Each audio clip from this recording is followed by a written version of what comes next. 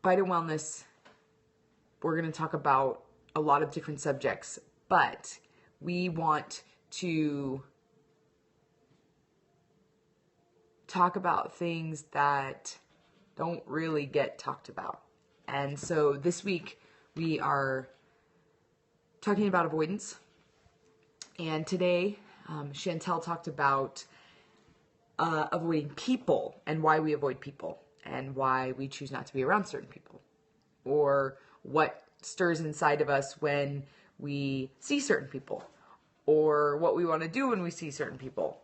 And so tonight, this evening, I want to talk about why we avoid pain and why we avoid feeling, because we do a really good job in our culture of avoiding pain. And pain can be sadness, it can be physical pain, it can be emotional pain, it can be conversations, it can be going into the dark places. And like my friend Melissa Hartwig said today, we were talking and she shared her story. So, Whole30. Ooh, pain is not comfy either. Hashtag. So, if you guys have never heard of Whole30, which I'm sure you have. Anyways, most people have. They're pretty big time. But anyway, she was talking today. She was sharing part of her story, and she was sharing some stuff. And so I texted her afterwards, and I just said, that was amazing that you shared that. And so we were talking about our stories and the parts of our stories that we don't necessarily want to talk about because they expose us and they make us feel vulnerable. And some parts of our stories might make us feel ashamed. And so we don't tell them. And she said something about, I said, I said this last week, if we're tiptoeing past something, past the dark place, we're tiptoeing to somewhere else. And she said, yeah, you got to go into the darkness and you got to pull those beepers out and make them talk, or something like that. It was really good. Might need to be a hashtag. It was fantastic. And so just being willing to go in there and pull them out and have the conversations and deal with them so that they're no longer in the dark. Because when you pull something out of into the light, it's very freeing. And so when you pull shame out into the light, it really isn't shameful anymore. Hello, D-Lynn, 35. Welcome. So why do you avoid pain? Why do you avoid pain? And if you want to put a little comment down there and tell me why, you can. And if not, just think about it. Maybe just write it down somewhere so you can go back to it. I think there's a lot of reasons that we avoid pain, but pain is very uncomfortable. Did anybody come up with an answer? Why do you avoid pain? Anybody want to tell me? 3, 2, 2.5. Actually, that'd be 1.5, huh? Anyways, okay. We'll think about it.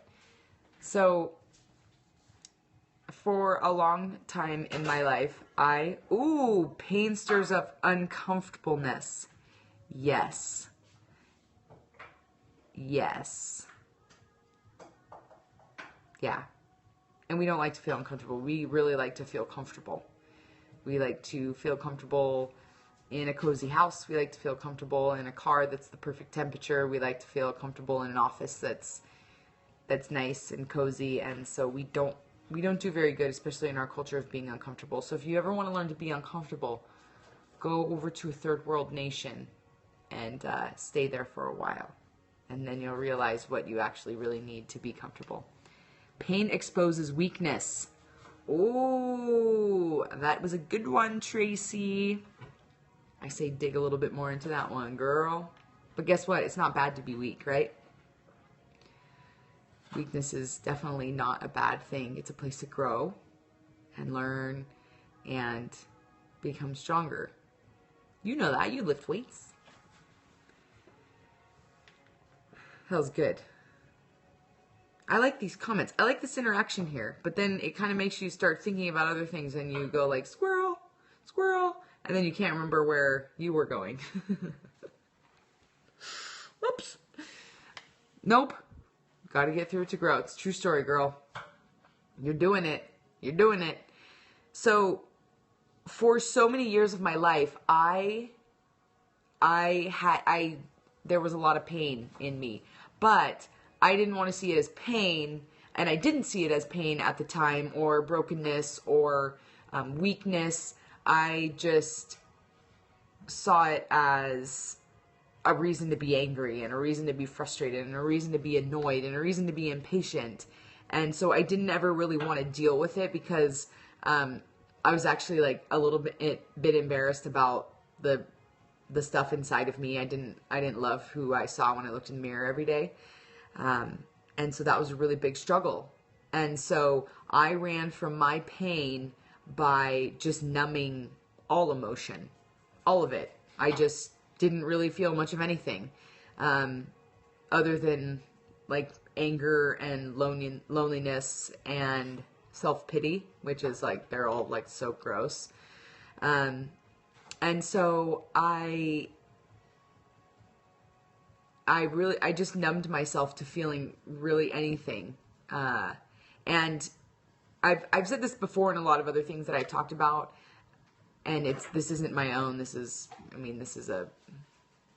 like a quote of my own or anything. I don't even remember where the first time I heard it was, but basically, anger is always a secondary emotion to something else. So anger is a secondary emotion to the primary emotion being fear or rejection or isolation or sadness or pain or something of that nature. We usually revert to anger because anger is safer, and it's a safer place for us to be. So we don't necessarily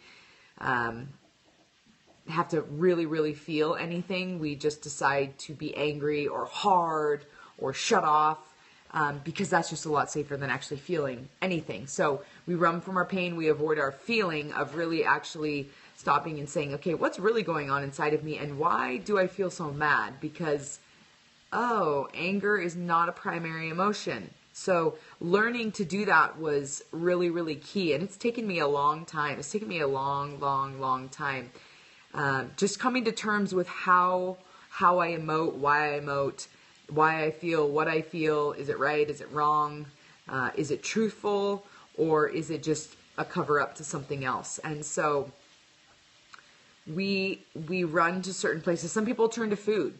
You know, I'm feeling fearful. I'm feeling rejected. I'm feeling sad. I don't want to feel, so I will cover the feeling with something else, some tangible thing, whether, like I said last week, alcohol, drugs, sex, pornography, food, no food, over-exercise.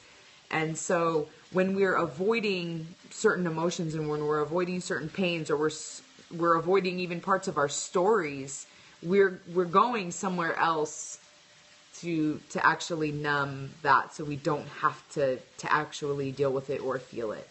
And mine was just a numbness of stuff, so I didn't feel much of anything. But Brene Brown talks very in depth about this. If you've never read or listened to Brene Brown, check her out. She's amazing, brilliant woman who studies shame and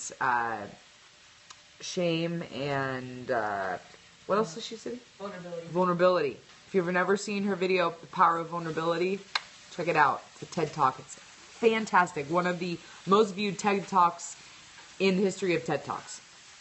She's brilliant, and she'll blow you away. But she basically talks about how we can't actually compartmentalize how we function. I cannot compartmentalize my numbness to not wanting to feel pain, or not wanting to feel at all anything bad. Like, I just didn't want to feel much of anything. So in turn, my desire to not feel those bad emotions, I didn't feel good emotions either. So I numbed myself to joy.